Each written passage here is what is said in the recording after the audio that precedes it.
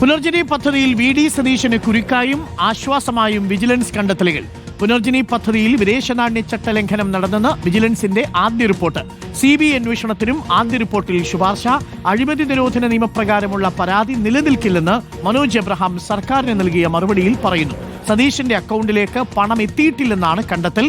അന്വേഷണത്തെ നിയമപരമായും രാഷ്ട്രീയമായും നേരിടുമെന്ന് വി.ഡി. സതീശൻ പറഞ്ഞു. ഒരു കാരണവശാലും നിയമപരമായി അത് നിലനിൽക്കുന്നതല്ല. കാരണം 100% പെർഫെക്ഷനോടുകൂടിയാണ് ഇതുമായി ബന്ധപ്പെട്ട എല്ലാ കാര്യങ്ങളും ചെയ്തത്. അതുമായി ബന്ധപ്പെട്ട എല്ലാ കാര്യങ്ങളും എൻ്റെ കയ്യിലുണ്ട്.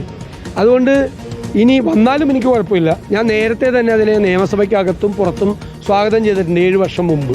ഇപ്പം തെരഞ്ഞെടുപ്പ് പ്രഖ്യാപിക്കാൻ പോവാണ് മാർച്ച് ഫസ്റ്റ് വീക്കിൽ. അപ്പോൾ ജനുവരിയിൽ എനിക്കെതിരെ ഒരു കേസ് ആയിക്കോട്ടെ എന്ന് വിചാരിച്ചാൽ എനിക്ക് യാതൊരു വിരോധമില്ല. ഞാനതിനെ രാഷ്ട്രീയമായി നേരിടും. അല്ലാതെ കേസാണെങ്കിൽ നിയമപരമായി അതിനെ നേരിടും. ഒരു ബുദ്ധിമുട്ടും ആ കാര്യത്തിലില്ല. ഇത് ഒരു കാരണവശാലും നിലനിൽക്കുന്ന ഒരു കേസല്ല. റോഷിപാലുണ്ട് കൂടുതൽ വിവരങ്ങളുമായി. റോഷിപാൽ, ഒരു റിപ്പോർട്ടും ഒരു വിശദീകരണവുമാണ്. റിപ്പോർട്ട് യോഗേഷ് ഗുപ്തയുടെ കാലത്തുള്ളതാണ്. സ്പീക്കർക്ക് കൊടുത്ത മറുപടി അത് മനോജ് എബ്രഹാമിന്റെ കാലത്തുള്ളതാണ്. രണ്ടാമത്തതിൽ അഴിമതി നിരോധന പ്രകാരം വി.ഡി. സതീശനെതിരെ ഏതെങ്കിലും കുറ്റം ചെയ്തതായിട്ട് കണ്ടെത്താൻ കഴിഞ്ഞിട്ടില്ല എന്ന് പറയുന്നു. എന്നാൽ ആദ്യത്തെ റിപ്പോർട്ടിൽ യോഗേഷ് ഗുപ്ത കൊടുത്ത റിപ്പോർട്ടിൽ FCRA ചട്ടലംഘനമുണ്ട്, അത് CBI അന്വേഷിക്കണമെന്ന് പറയുന്നു. 11 മാസമായി സർക്കാർ ആ റിപ്പോർട്ടിൽ അടയിരിക്കുന്നു. ഇതുവരെയും ഒരു നീക്കവും ഉണ്ടായിട്ടില്ല. ഇപ്പോൾ ഈ വാർത്ത പുറത്തു വരുമ്പോൾ അത് വി.ഡി. സതീശന് ഗുണമായി മാറുകയാണോ രാഷ്ട്രീയമായി?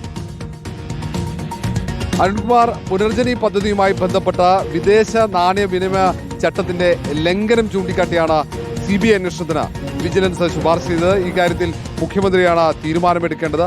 ഇത് ഏപ്രിൽ 30-നാണ് ഇത്തരമൊരു റിപ്പോർട്ട് എത്തിയത്. നേരത്തെ 3 പരാതികൾ പറവൂരിൽ നിന്നടക്കം പ്രതിപക്ഷ നേതാവ് വി.ഡി. സതീശനെതിരെ ഉണ്ടായിരുന്നു. 2020 കാലഘട്ടത്തിലാണ് പരാതികൾ വന്നത്. പുനർജനി പദ്ധതിയുമായി ബന്ധപ്പെട്ട് വിദേശ രാജ്യങ്ങളിൽ നിന്നും പണം പിരിച്ചെടുത്തു, അത് ചട്ടലംഘനമാണെന്ന് ചൂണ്ടിക്കാട്ടിയുള്ള പരാതി. അതിൽ വിജിലൻസ് പരിശോധന നടത്തുകയും ആ അന്വേഷണ റിപ്പോർട്ട് സർക്കാരിന് സമർപ്പിക്കുകയുമായിരുന്നു. പക്ഷേ ഇതുവരെ അതിൽ നടപടി സർക്കാർ എടുത്തില്ല. പക്ഷേ ഇത് സംബന്ധിച്ച് വ്യക്തത വരുത്താൻ സർക്കാർ ശ്രമിച്ചിട്ടുണ്ട്. അങ്ങനെ വ്യക്തത വരുത്തിയ ഒരു കത്താണ് ഇന്ന് വൈകിട്ട് പുറത്തു വന്നത്. ആ കത്തിൽ പറയുന്നത് അഴിമതി നിരോധന നിയമത്തിന്റെ ലംഘനം ഉണ്ടായിട്ടില്ല, അഴിമതി നടത്തിയിട്ടില്ല. കാരണം പ്രതിപക്ഷ നേതാവ് വി.ഡി. സതീശന്റെ സ്വന്തം അക്കൗണ്ടിലേക്ക് പണം വന്നിട്ടില്ല എന്നാണ്. അതേസമയം തന്നെ പ്രതിപക്ഷ നേതാവ് വി.ഡി. സതീശൻ ആവശ്യപ്പെട്ടതനുസരിച്ച് UK-യിൽ നിന്നും മറ്റു വിദേശ രാജ്യങ്ങളിൽ നിന്നും പലരും ഈ ഫൗണ്ടേഷന്റെ അക്കൗണ്ടിലേക്ക് പണം അയച്ചിട്ടുണ്ട് എന്ന് വ്യക്തമായിട്ടുണ്ട്. ഈ സാഹചര്യത്തിലാണ് CBI അന്വേഷണം നടത്തണം. കാരണം വിജിലൻസിന്റെ പരിധിക്ക് പുറത്താണ് വിദേശ നാണ്യ വിനിമയ ചട്ടത്തിന്റെ ലംഘനം. അത് വിജിലൻസിന് അന്വേഷിക്കാൻ കഴിയില്ല. അതുകൊണ്ടാണ് CBI അന്വേഷിക്കണമെന്ന ആവശ്യം അവർ ഉയർത്തുന്നത്. ഈ കാര്യത്തിൽ ഏതായാലും സംസ്ഥാന സർക്കാർ എടുക്കുന്ന തീരുമാനം നിർണായകമാകും. അത് വലിയ രാഷ്ട്രീയ കോളിളക്കത്തിന് വഴിയൊരുക്കുകയും ചെയ്യും. Thank you. റോഷിപാലാണ് വിവരങ്ങൾ നൽകിയത്.